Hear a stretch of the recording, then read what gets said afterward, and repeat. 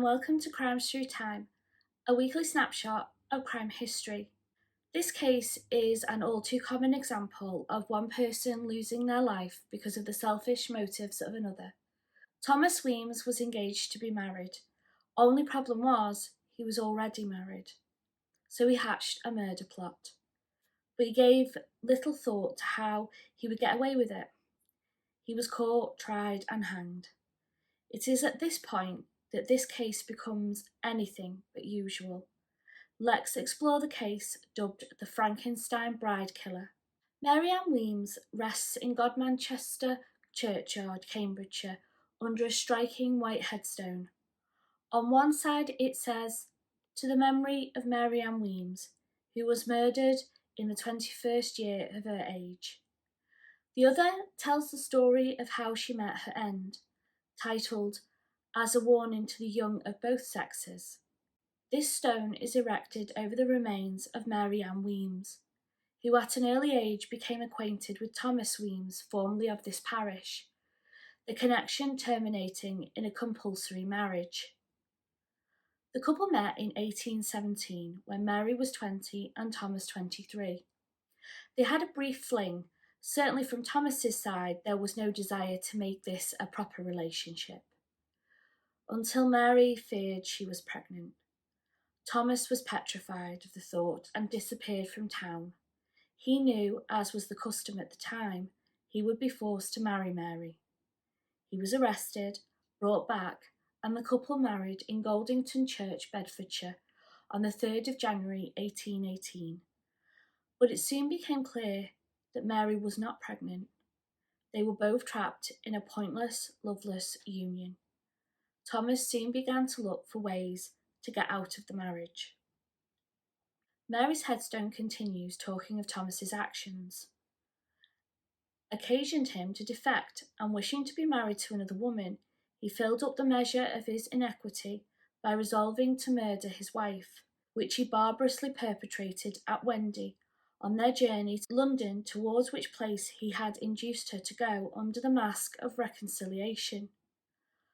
Thomas had met and fallen in love with Maria Woodward and had asked her to marry him.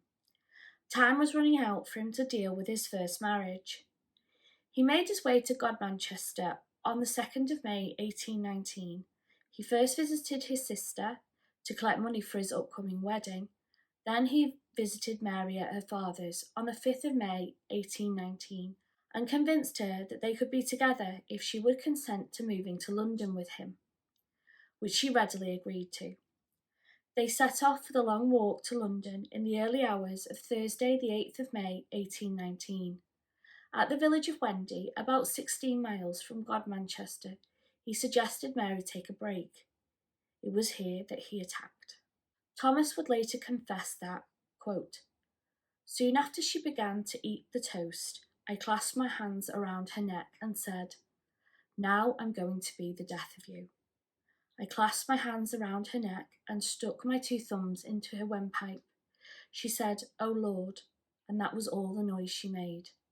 And I pressed my thumbs until she was dead, which was about 5 minutes. I then took her garter off her leg and tied it around her neck. I put her in a ditch, or more like a drain, put some grass over her, and left." End quote. He then continued his journey to London, believing she would never be found, and if anyone inquired, he would say that she had left him in London. Thankfully, a very observant lady called Susanna Bird was on the case. She had seen the couple earlier and then Thomas on his own. She had inquired about Mary and was told that she had gotten tired and taken the coach. But Susanna had seen the coach and Mary wasn't on it. When she arrived at the field that she had seen the couple cross, she enlisted the help of a local farm worker and she started to search the area. Mary was discovered in minutes. Thomas was arrested in London and transported to Cambridge County Jail. The final verse from Mary's headstone gives an eerie warning. "Ere crime you perpetrate survey this stone. Learn the God of justice sleeps not on his throne, but marks the sinner with unerring eye. The suffering victim hears and makes the guilty die." On Wednesday, the 4th of August 1819, Thomas was formally charged with the murder of Mary in front of the Honourable Justice Borough. Thomas was confronted with overwhelming evidence. He would confess and be sentenced to death. Thomas was executed a little after noon on the 7th of August 1819. It was carried out in the gateway of the County Gaol of Cambridge. An hour after death, Thomas was cut down and paraded through the streets of Cambridge and taken to the Botanic Gardens. It is here that this case turns weird. Permission had been given by the court for Thomas's body to be used in scientific experimentation.